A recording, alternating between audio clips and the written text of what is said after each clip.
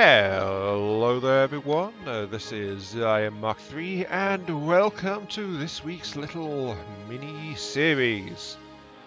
The game is Pretty Pink Princess. No, well, you can probably tell it's Stonehearth. Yes, Stonehearth. It came out of early access last week actually, and apparently its reception has not been that favourable.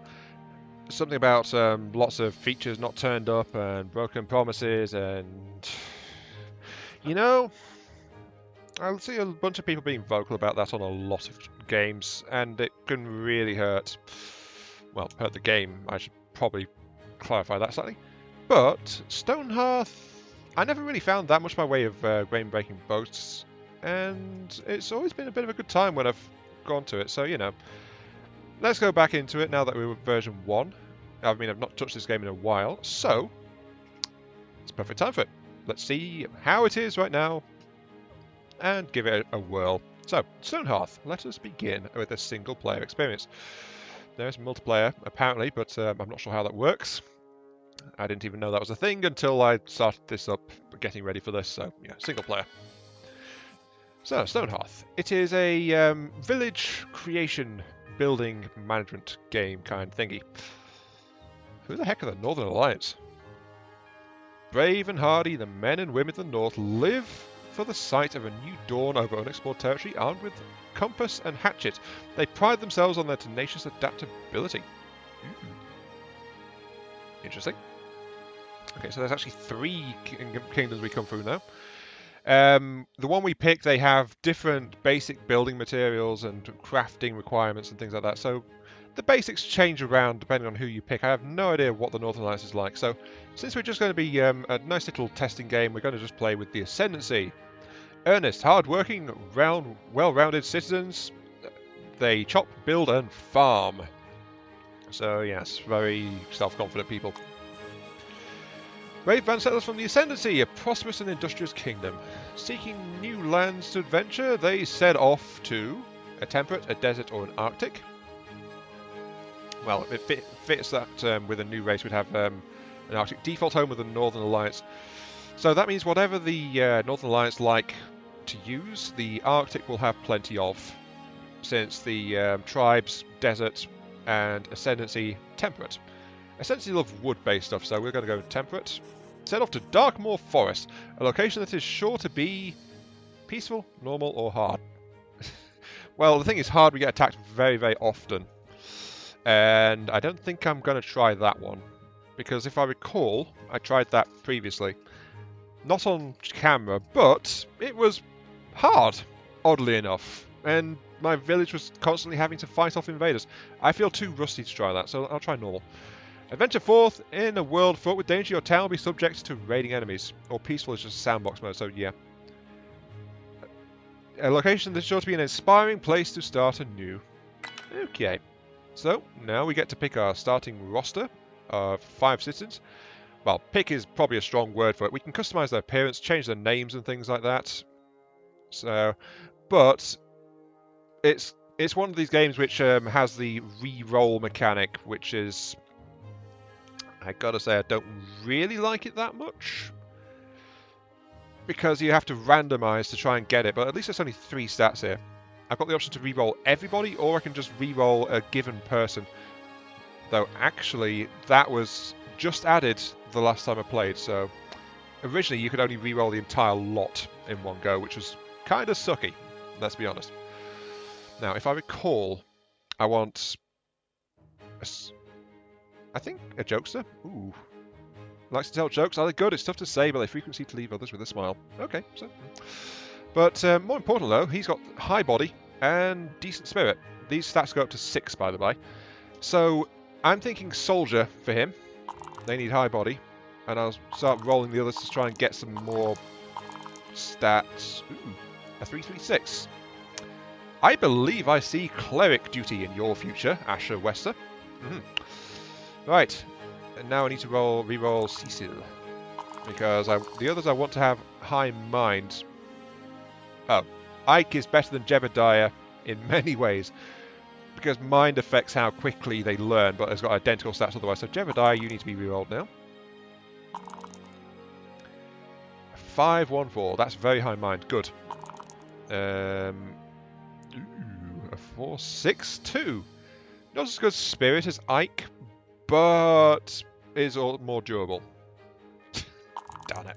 Reroll Ike. Right. I will roll up. So, 625. Okay, that's okay. Right, and I just want a good mind on this one too. So, please give me something good. Click, click, click. I roll my dice in the name of justice, freedom, and smarty bastards because they need to know. Ooh, 6-5. Wow, that is actually a rare combination, actually, from what I've seen. Normally, a high mind comes with average body stat, but in this case, I've got low spirit. Oh, courageous. Puts their safety to the town paramount, so that would be a good soldier, but a very high mind, so that means I want them doing something else. Fine. Don't worry, though. I don't just have the 5 people. I can get others as we go. Right, so from there, I need to choose a starting bounty. Do I start with a farming tool and a bunch of food? I can start with a merchant.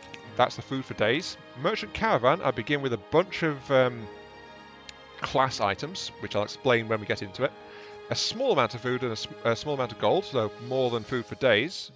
But there's very little food to start out, so I need to start getting food immediately. Or money solves all problems. Weaver, a little bit of food, and a large amount of gold. But you have to wait for a... it could be beneficial, but it depends on what the traders turn up. I like to go with Merchant Caravan just because it gives me a bunch of additional tools to start out, and more importantly, it gives me a trapping knife, which is actually something made from metal, which is not available right off the bat. You need to specialize a little bit before you can get that. So a trapper knife is a bit of a rarer item there. The weavers, the farmer, hoe, both of those we can get straight from the word go with Ascendancy in their very first crafting approach. So, you know, the only problem is severe lack of food. Right, now, just like most decent-ish village settlement simulator thingamabobbies, we have a generated map, and I can re-roll it to get a new seed in and get it to load up something new. So let's do that a couple of times. We can also choose our starting season, oddly enough. This is new, actually. This wasn't here last time I played it. Trees and gold, the grass prepares to retreat and with blankets. Winter... Oh, this means I'm going to have to stockpile food, doesn't it? Damn it. I might as well go for... rain melts, snows, revealing new growth in the ground, and trees come back to life. Might as well... Let's launch into spring, I suppose. And let's scroll around looking for a decent set of stats. I need... Well, wildlife would be really good for trapping, and since I've got a trapper knife to start out, might be a good route. Trees and plants, though. This is a very lush region. There's lots of trees all over the darn place. So, you know, that's all fine.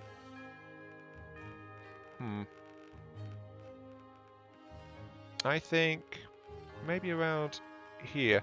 The problem is the minerals are kind of underground. So you have to include rocky terrain if you want to get a decent mineral score.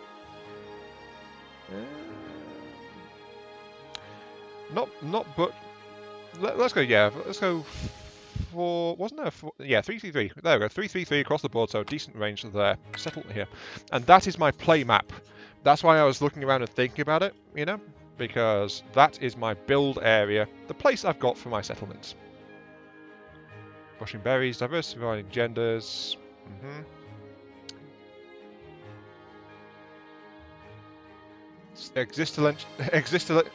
Existentializing dilemmas. Okay. Right, here we are. We are in our chosen land. We've got an interesting rock formation there, but we've got many, many trees, which that's going to be a problem. Some old ruin.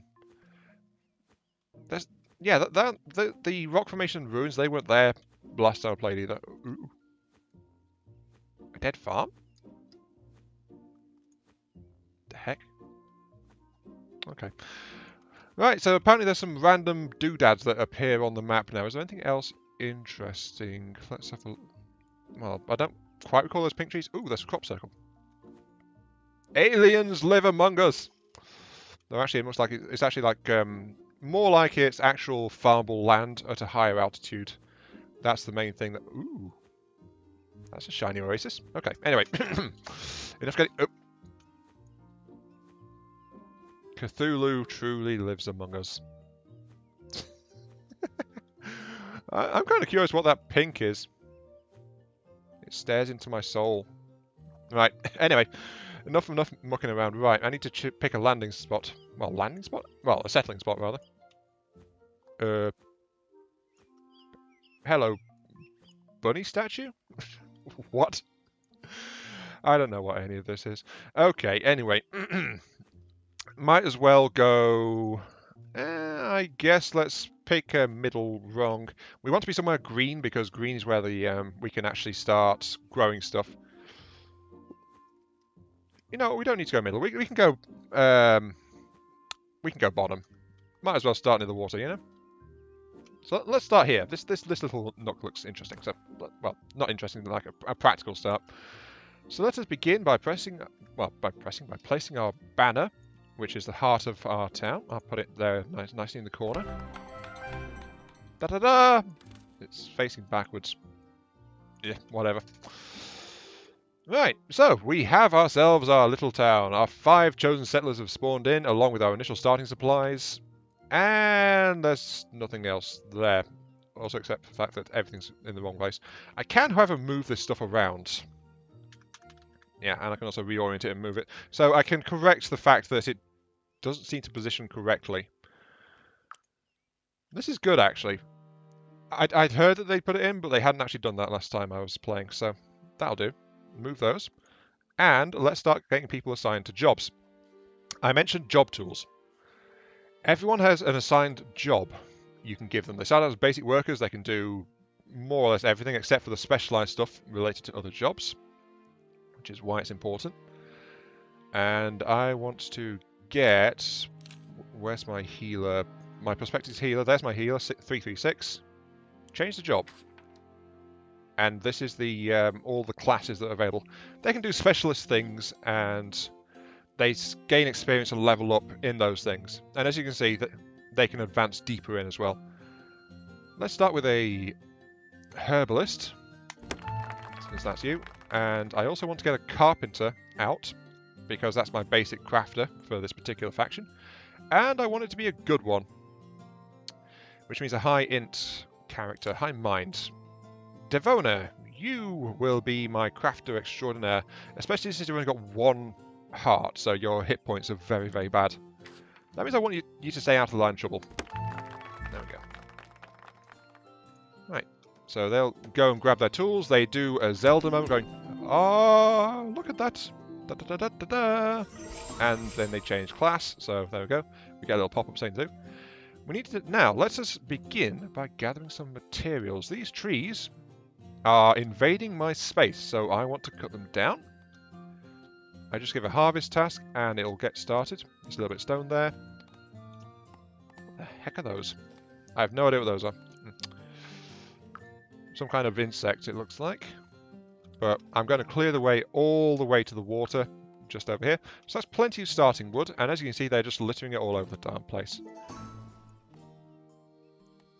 And that's because we're still getting started. So, to avoid them from putting it all over the place, we need to have some kind of storage point. So let us create one here. And I want it to have everything because this is just like a starting point. Oh yeah, this is feeling familiar. So they're going around knocking down trees, the workers are, and anyone else that actually can do that. I mean, as you can see, like, the healer can't build or mine things. The carpenter can't mine. The other 3 are all workers, so they can just build and mine. But the other 2 have their own job stuff. Ooh, a strange bird has appeared. An odd bird arrives with a letter in its beak, stamped with the official seal of the Ascendancy. Okay, so we've got contact, and this is the initial founding stuff. So, opens the letter. Dear Expedition 76, I hope this letter finds you well. By my guess, you've likely set up camp by now. As your capital liaison, it is my honour to preside remotely over the official founding of your outpost. I trust you had ample time to choose a name on your journey? Founding? As you know, every settlement must choose a banner. This banner reflects your spirit and vision, the uniting factor which brought the expedition together. What future do you foresee when you embark on your quest for township? Banner. Hold in your mind a vision of what your town will one day be. Your banner will set that course, but it's up to you to finish it. Choose well, my friends. I eagerly await your reply. Yours, Mer Burleyhands. Good name there. Should we choose? Just right. So the banner becomes our official town bonus, effectively. I can use vitality. Trees give me 25% more wood. Plants and crops go 25% faster. Plants have double the normal appeal, so they're more appealing to have around. Banner of strength. Mining gives 50% to ore, stone, and clay. Hearthlings no longer mine cramped spaces. Or banner of cunning. Roads give 3 times their normal speed boost. Your items sell for 50% more. Traders bring double the gold and goods. Banner of cunning is a really good one, but it looks like, especially the road boost, if you plan to build roads, you know, let's go Banner of Cunning, sure. And my name for my settlement, you know what, let's go with the standard. This is Ionia. Yay! I declare myself. Ta-da! I am Ionia. Okay. And the people go and be happy.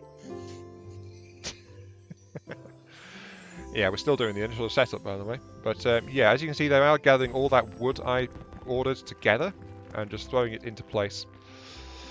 And they are very happy about it. I do, however, need to get started on providing for my people because... Wait, why am I being nice about this? Peasants, get back to work. I don't care about you. Well, actually, there seems to be moods and things, but it's generally better. You know, stat bonuses and things like that. Stop them getting unhappy. So, this is my craft interface I've just opened up. Let's pause it. And this is just the carpenter. But as you can see, look at all these doodads that he can make. Well, she can make. My apologies, Mum.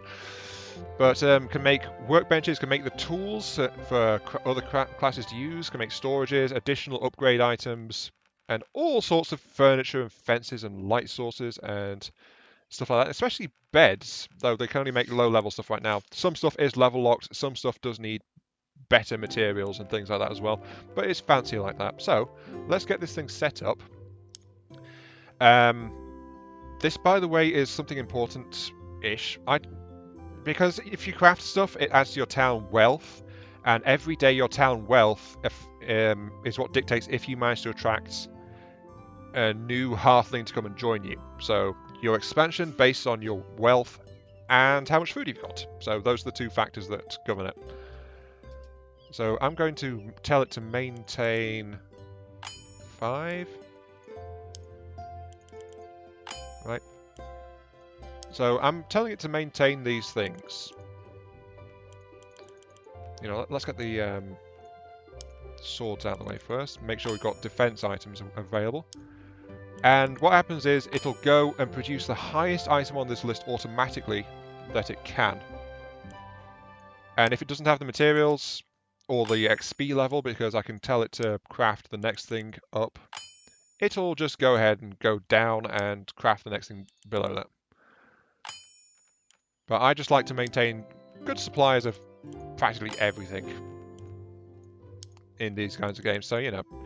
There's also the fact that crafting more stuff actually... oh, that's a weapon. Let's put that near the top. There we go. And the fact is that crafting more things also helps level up the crafter. So I might as well do that and get it all leveled up.